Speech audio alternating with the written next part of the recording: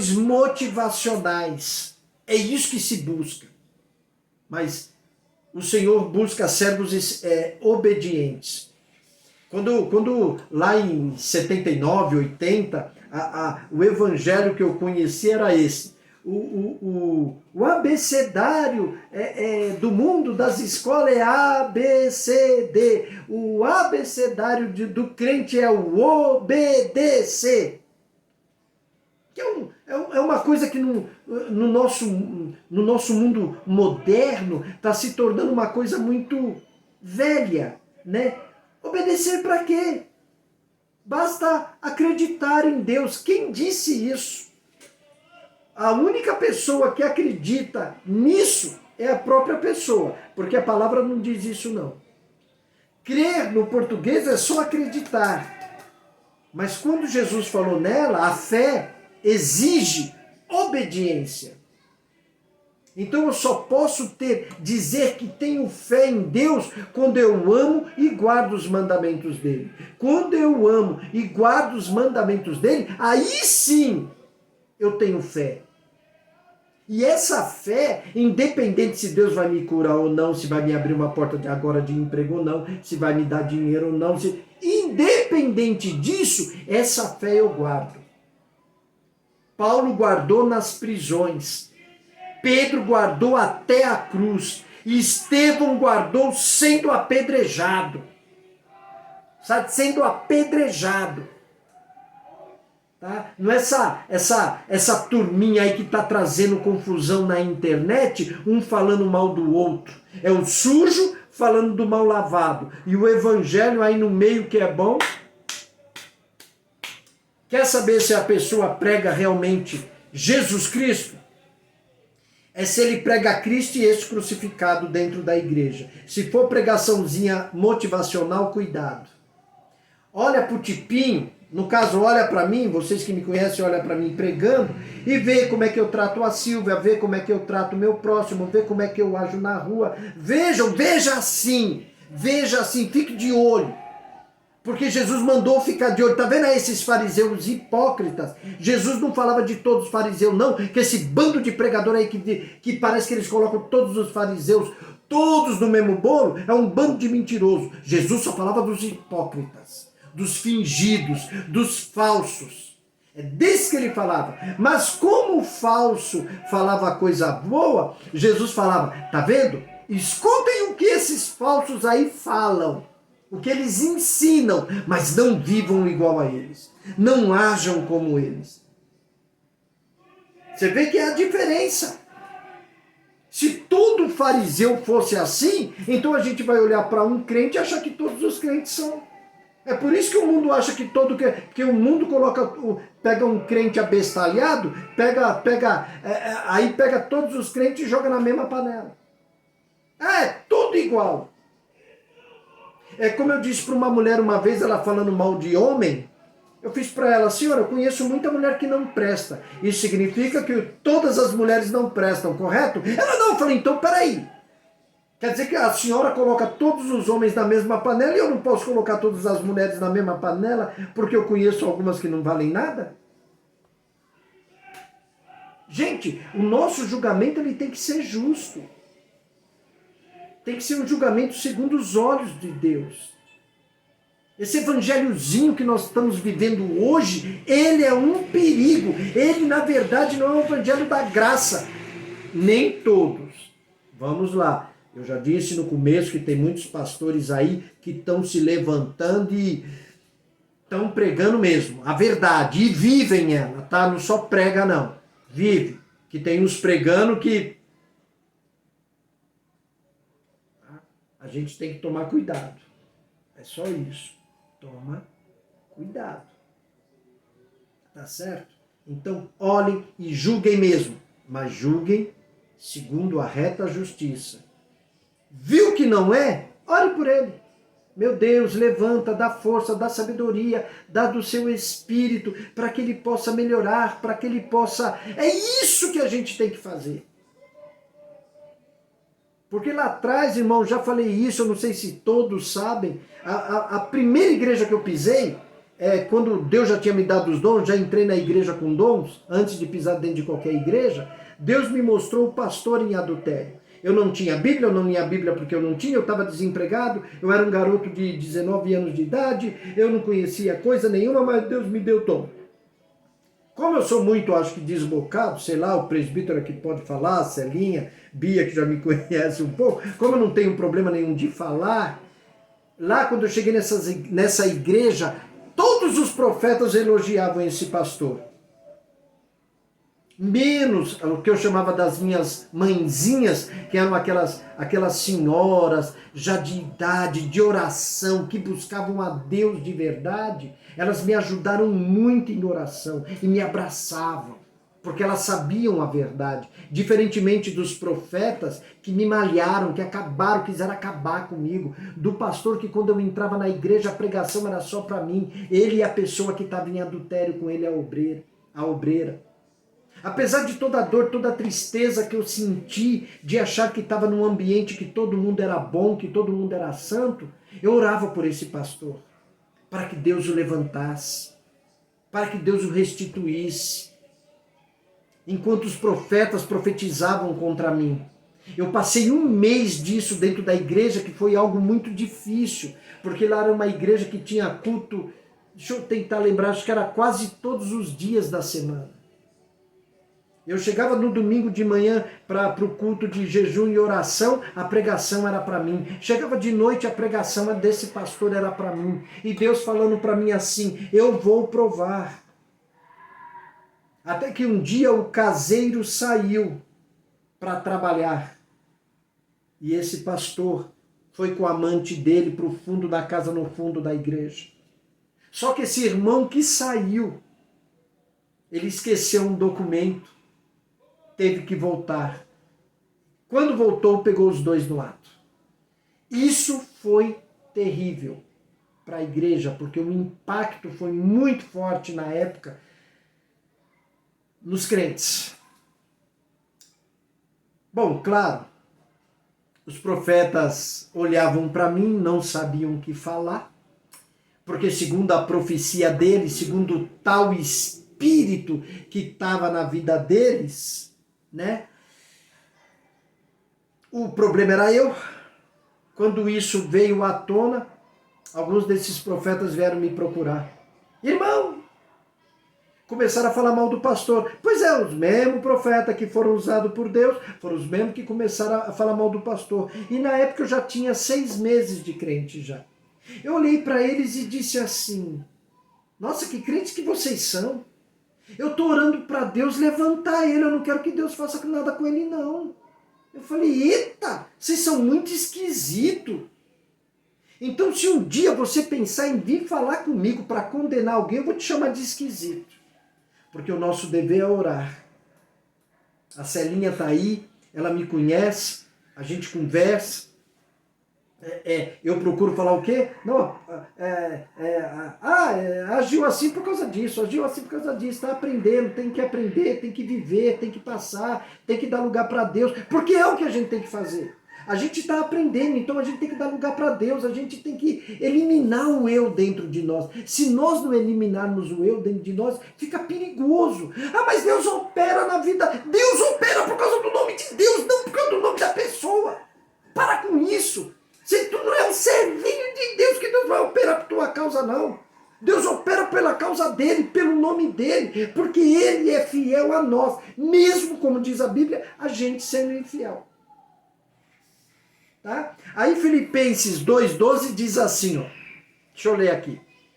De sorte que, meus amados, assim como sempre obedecestes, não só na minha presença, mas muito mais agora na minha ausência, assim também operai a vossa salvação com temor e tremor. Epa, pera, eu tenho que conduzir a minha salvação?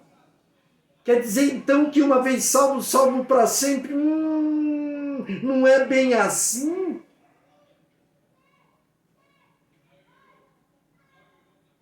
Você está vendo? A gente tem uma salvação, a gente tem que cuidar dela, cuidar daquilo que Deus nos deu. e da melhor maneira possível, com temor e tremor. Toda vez, irmão, uma das coisas que eu aprendi lá atrás foi que me disseram assim, sempre que você for fazer alguma coisa, pense, e se fosse Jesus? E se fosse o Senhor?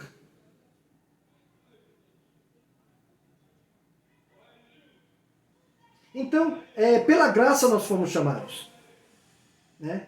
E por nosso testemunho e obediência nós somos escolhidos. Muitos são chamados, poucos somos escolhidos. Então nós somos chamados pela graça. Aí nós começamos a dar testemunho e entrar em obediência. E quando nós damos testemunho e entramos em obediência, nós somos escolhidos.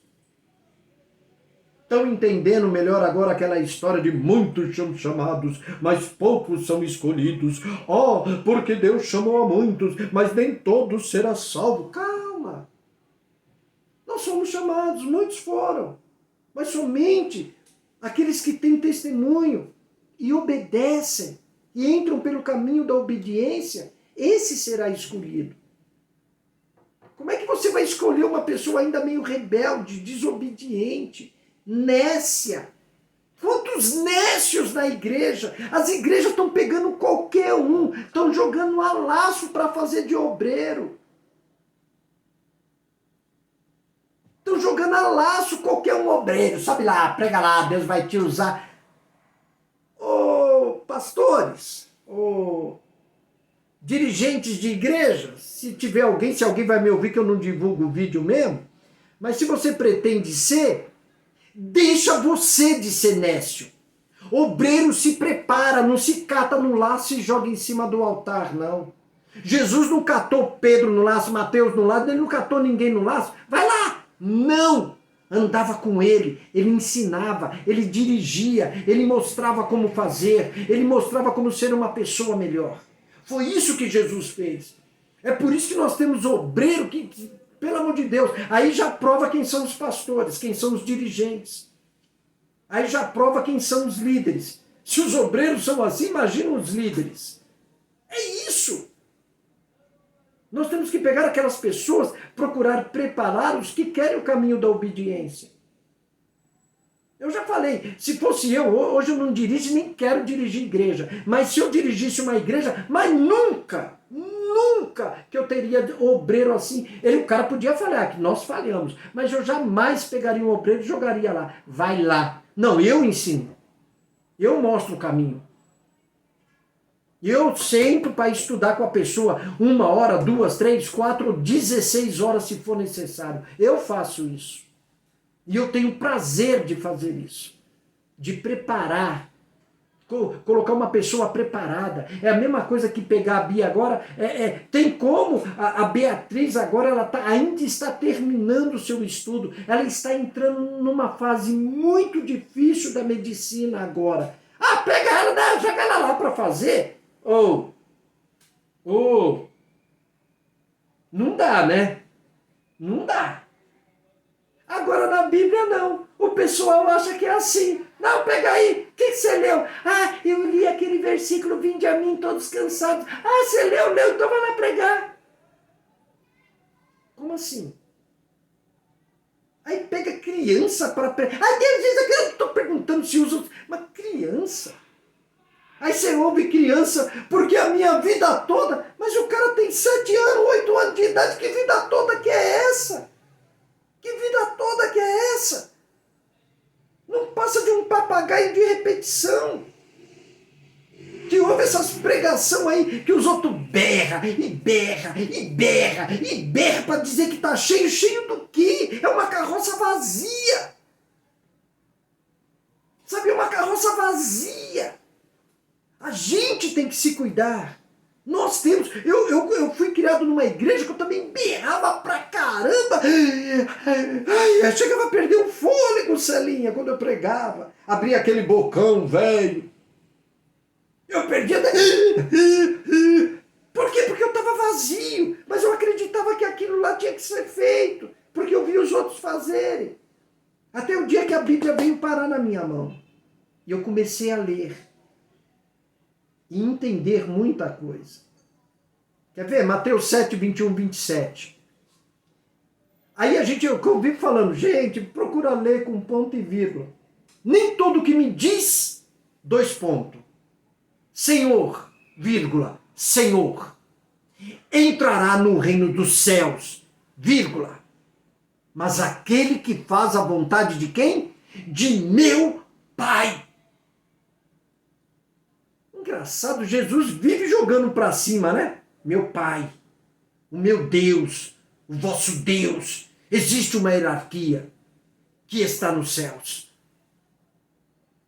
22. Muitos me dirão naquele dia, dois pontos. Senhor, Senhor, não profetizamos nós em teu nome? E em teu nome não expulsamos demônios? E em teu nome não fizemos muitas maravilhas? Gente, olha que bacana! Eu profetizei pra caramba no nome dele. Eu sou profeta, balabalabalá, e tome profecia. Pode até se cumprir. Expulsei demônio, demônio, eu te ordeno. Eu te ordeno, sai. Ó, o demônio saiu. Ah, operei muitas maravilhas, foi aleijado, andando, cego, vendo, mudo, falando. Olha que maravilha! Aí vem o 23, olha para mim e diz, então eu lhe direi abertamente, nunca te conheci ou vos conheci. Mas como eu estou falando de mim, então eu lhe direi, Luiz, abertamente, nunca te conheci, apartai de mim, você que pratica a iniquidade. Essa palavra iniquidade, ela é maravilhosa. Maravilhosa. No grego é anomos. Sabe o que ela significa? Pessoa sem lei. Ah, quer dizer que qualquer um crentão pode estar lá profetizando? Pode. Então não se impressione com as pessoas que expulsam demônio, não se impressione com quem cura aleijado, com quem cura cego, surdo, mudo, não se impressione, porque essas coisas pertencem a Deus, é Deus quem opera, mas cuidado, porque muitas vezes as pessoas que operam maravilhas são iníquas, pessoas sem lei, que desprezam a lei de Deus, que desprezam. 24. Todo aquele, pois, que escuta estas minhas palavras. Aí você tem que voltar e ver as palavras de Deus. As palavras de Yeshua, que é a mesma palavra de Deus, que é as mesmas coisas que Moisés disse. É a mesma. As mesmas coisas que sabe, foram ditas antes dele, que foram colocadas na Torá, na instrução, para trazer instrução para nós. Todo aquele, pois, que escuta estas minhas palavras e as pratica, não é só escutar e praticar. Assemelhá-lo-ei ao homem prudente. Opa! Quem ouve e pratica o que Jesus falou. Ah, não, como que o Luiz disse, não. É o que Jesus falou. A não ser que aquilo que eu disse é o que Jesus falou. Aquilo que eu pratico é o que Jesus praticava. Assemelhá-lo-ei ao homem prudente que edificou a sua casa sobre a rocha. Muito bem? Então eu, crente, eu, servo de Deus, tenho que fazer a base da minha casa. Eu tenho que fazer o alicerce. Eu tenho que fazer uma grande estrutura para colocar a minha casa nesse alicerce.